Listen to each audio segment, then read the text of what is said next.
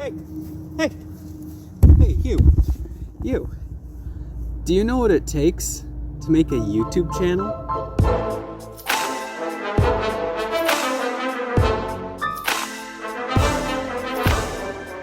So I've developed a couple talents over the years for making videos, and I'm still learning a lot, but I wanted to share with you guys some of the ways that I've found to be helpful in making a YouTube channel and things to consider. I also want to mention that this video, I'm making it completely by phone as far as the filming and editing and everything in this video. Just so that you guys know that you really don't need a whole lot to get started.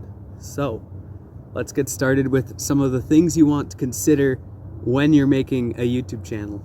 So the first thing we want to talk about when considering like what we want to do for making a YouTube channel is the retention time, because if you can't get these like goldfish to watch your video for over 5 seconds, you've lost them, right? If you can't get them hooked within those 5 seconds, then you've completely lost them. I don't know why you're fishing for goldfish. I don't know how much meat those things have. I'm not an expertise on fishing, but I would imagine that if you are trying to get goldfish, that you want to really hook them quick. Now, how do you keep this attention? Well, you can do this by causing a question by the way you start the video. Like, I don't know, maybe just run straight into the camera. I hope that works. You can also just try to really show off something that is unique to you and something that you're really talented in, right? Some sort of promise. Really, when you're trying to determine how you want to retain your audience, you're trying to decide what do you want your audience to be invested in, right? What is promised for them for watching this video? So that's kind of the thing you want to keep in mind with that. So if you can retain your audience, then you are ready to show them the content.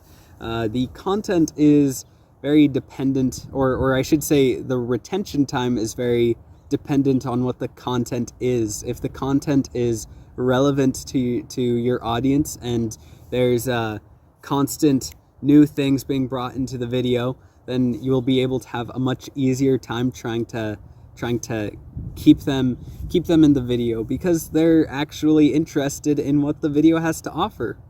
Who would have thought? Some ways you can do this is you can be really talented at the content you're making. If you're like doing a cooking channel, then you would want to be really good at cooking. If you're doing a gaming channel, sometimes you want to be very, very entertaining, very comedic, or sometimes you want to be really, really good at a certain game, right? And then that way you can clip it and put on like TikTok, YouTube Shorts, whatever. Something that you bring uniquely to the table, something that people won't see from anywhere else. And generally that's not too hard to find. Just make content about something you're really passionate about.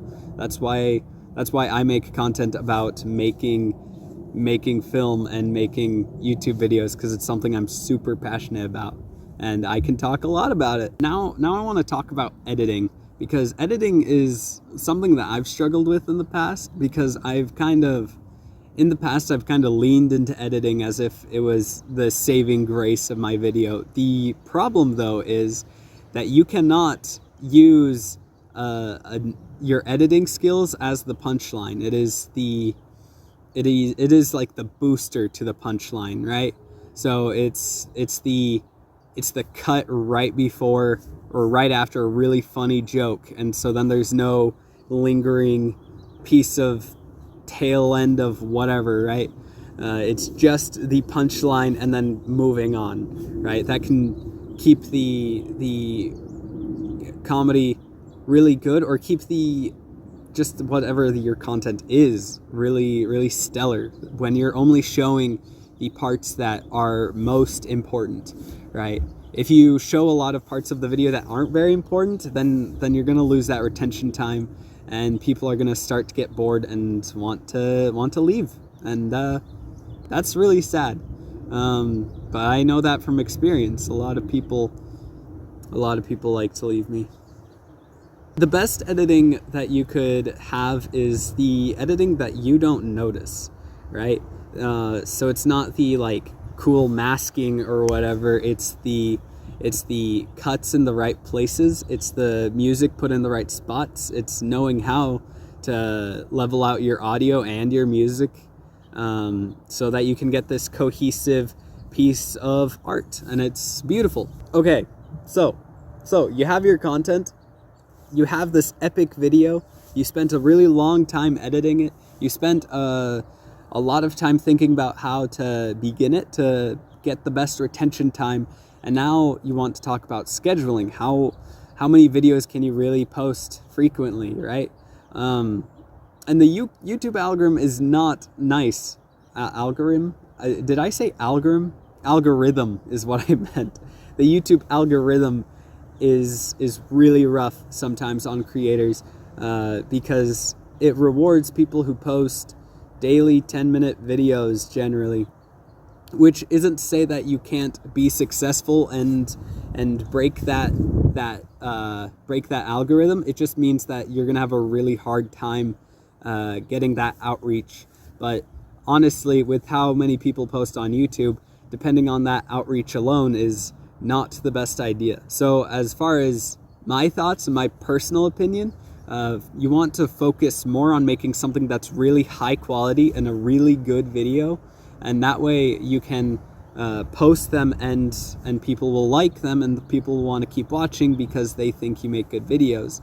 You have a lot of coding YouTubers and a lot of YouTubers that do these content that is insanely long to make, right? And it takes months for them to make that one video. That can be difficult, and so one thing to consider, one idea that you could try is, if you're doing content like that, maybe make some shorter content along the way in building up to that video, right?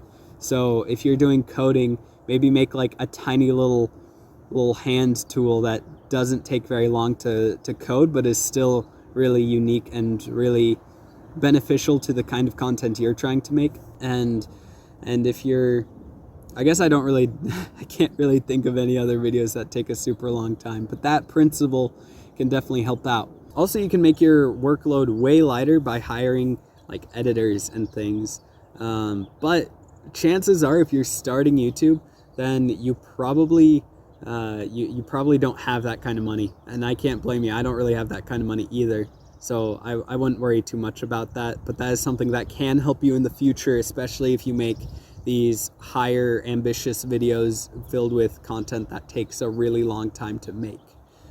So that could be another thing to consider. All right, this last thing you really need a big brain blast for, because as I said, the YouTube algorithm's pretty rough to work with sometimes, and it can be pretty difficult to work around. And so you need to find some more ways to get your names out there, and your content out there, because if nobody's seeing your content, it doesn't matter how good your content is, nobody knows about it. So there are things that you can do.